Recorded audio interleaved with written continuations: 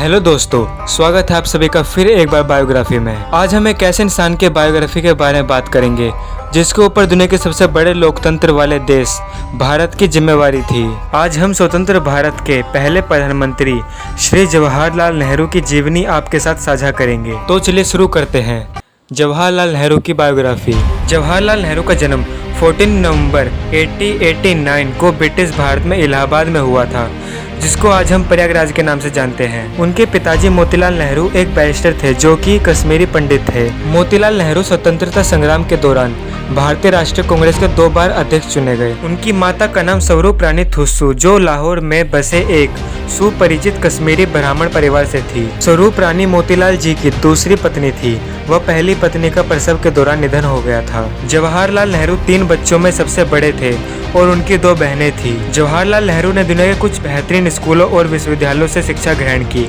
उन्होंने अपनी स्कूली शिक्षा हैरो से और कॉलेज की शिक्षा ट्रिनिटी कॉलेज से की, जो लंदन में है। इसके बाद उन्होंने अपनी लॉ की पढ़ाई कैम्ब्रिज विश्वविद्यालय से पूरी की। जवाहरलाल नेहरू 1912 में भारत लौट आए और वकालत शुरू की। 1916 में उनका विवाह कमला नेहरू से हो गया और इसी वर्ष पहली बार महात्मा गांधी जी के संपर्क में आए और वे उनसे काफी प्रेरित हुए, क्योंकि इस समय महात्मा गांधी ने रॉलेट अधिनियम के खिलाफ एक आंदोलन शुरू किया था। नेहरू जी गांधी जी के उपदेशों से इतने ज्यादा प्रेरित हो गए कि उन्होंने गांधी के उपदेशों के अनुसार अपने परिवार को भी ढाल लिया। नेहरू परिवार ने पश्चिमी कपड़ों और महंगी संपत्ति का त्याग कर दिया।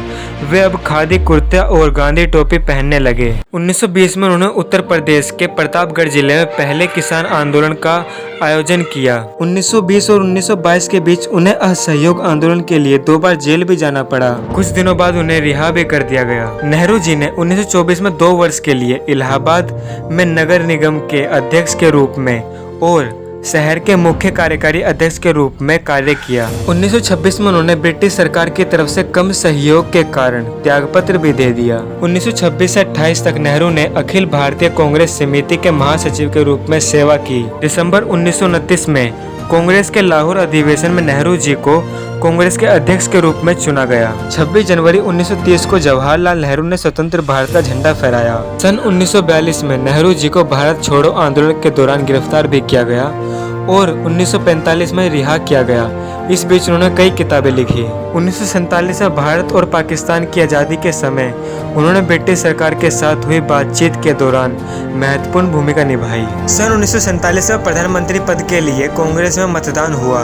इस चुनाव में सरदार पटेल को सर्वाधिक मत मिले। उसके बाद सर्वाधिक मत आचार्य कृपलानी को मिले, किंतु गांधी जी के कहने पर दोनों ने अपने नाम वापस ले लिए और जवाहरलाल नेहरू को प्रधानमंत्री बनाया गया। 1947 में वे स्वतंत्र भारत के पहले प्रधानमंत्री बने। भारत में 500 से ज्यादा देशी रियासतें थी और भारत को आज़ादी मिलने के बाद उन्हें भी आज़ादी मिल गई। अब इन सभी राजवाड़ों को एक झंडे के नीचे लाने की जरूरत थी। इस समस्या को सुलझाने के लिए सरदार वल्लभ भाई पटेल ने बहुत महत्वपूर्ण भूमिका निभाई। जवाहरलाल नेहरू ने योजना आयोग का गठन किया, विज्ञान और प्रौद्योगिकी के विकास को प्रोत्साहित किया। उनकी नीतियों के कारण देश में एक कृषि और उद्योग का एक नया युग शुरू हुआ। नेहरू जी ने उपनिवेशवाद के खात्मे के लिए एक गुटनिरपेक्ष आंदोलन की रचना की, जिसने अंतर्राष्ट्रीय समस्याओं के समाधान में मध्यस्थता की भूमिका निभाई।